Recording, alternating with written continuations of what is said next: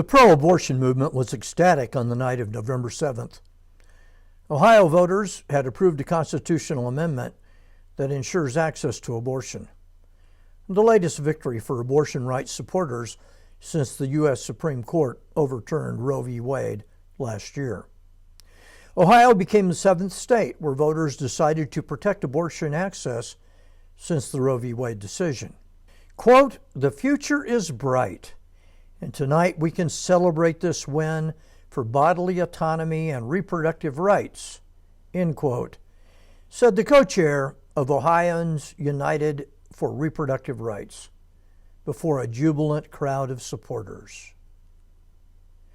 Democrats have made clear they plan to make the issue central in races for the presidency and down the ballot next year.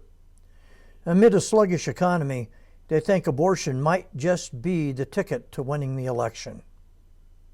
A majority of American voters favor abortion in some form, and they have for my entire adult life. I remember in the late 80s, Colorado, which was a red state then, had a ban on partial birth abortion on the ballot. It lost. I asked one of my students, a conservative, why she had voted against the ban. She said she wanted to protect the right to an abortion as a backup in case birth control failed. America has been sufficiently paganized to where a majority favor abortion. It is an indication of the decline of Christian culture. Americans are not extreme pro-abortionists. A majority oppose late-term abortions. So we have paganism light on the abortion issue.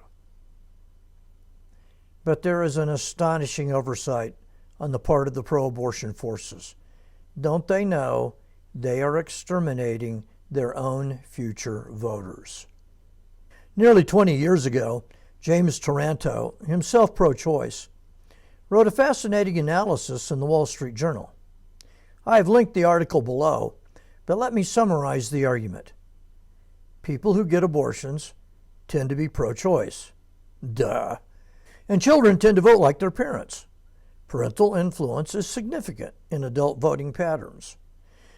So, the child being aborted, had she been allowed to live, would most likely have grown up to be a pro-abortion voter. But alas, she won't be growing up. 30 years from now, voters will tend to have pro-life parents. Again, duh. America had approximately 900,000 abortions last year. That's a lot of potential voters who will never see the light of day. Taranto estimated that the right to abortion cost the Democrats the 2000 election and quite possibly the 2004 election. And pro-abortion parties will have their voter totals diminished in future years. As Taranto points out, aborted babies do not grow up to have children or grandchildren. Abortion is an unspeakable tragedy. It reveals the paganism and immorality of America. But God is at work. He will use the worst tragedies for his purposes. One research firm said recently that since Roe v. Wade was declared unconstitutional, 27,000 babies have been born that otherwise would not have been born. For this, we can be very thankful. Christians have always been pro-life.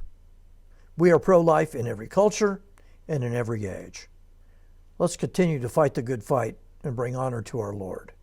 May He bless you this day in a mighty way.